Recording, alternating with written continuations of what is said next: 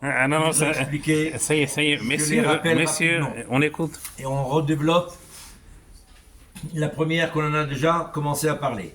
Alors les 5 choses, nous avons dit.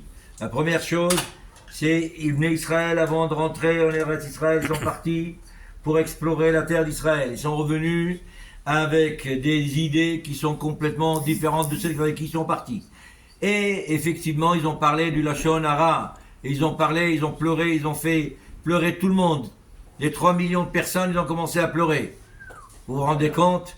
Et ils leur ont dit, c'est pas pour nous. La terre, elle dévore ses habitants. On a vu que des enterrements. Bref, toutes les choses de sales. Comment c'est possible? Ça, c'est la première chose. Deuxième chose, on a dit, le Beth Amikdash, le premier est détruit, le 9 Av. Le deuxième aussi. Troisième chose, le deuxième Beth Amikdash aussi est décédé, a été détruit aussi le 9 Av. La quatrième chose, la ville de Bétar a été complètement des millions de personnes qui habitaient là-dedans. Et puis la cinquième chose, Yerushalayim, après la destruction du temple, eh bien, est devenu comme un champ où on a arrosé, où on a fait cultiver, etc. Eh bien, pour ces 5 choses-là, nous allons développer donc les 5. Le premier, on l'a déjà expliqué, et on est resté avec la question de notre ami Hanania.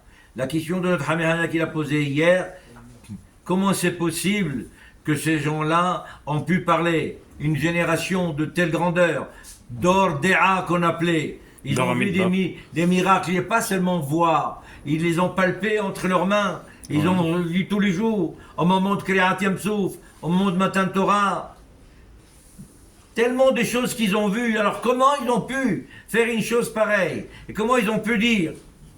Ils sont partis, et quand ils sont partis, ils n'étaient pas n'importe qui, c'était des gens choisis, c'était des princes de chaque tribu. Alors comment comprendre que regardez comment jusqu'à où l'homme peut se rabaisser complètement? Ces gens-là, ils parlent contre Dieu et contre eux. Impossible de comprendre.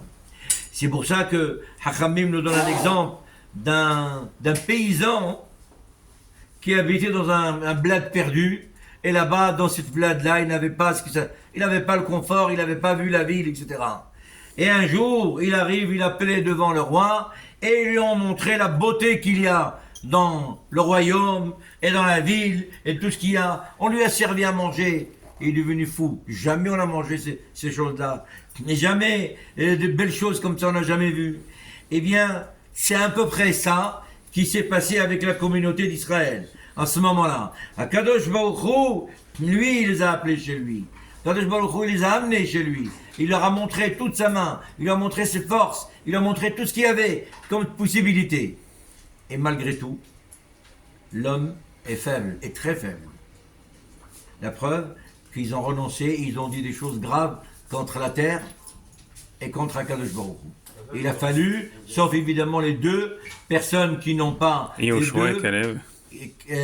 Yoshua ben Nun et Caleb ben Yefune. Voilà. Chazak, Baruch Amar ben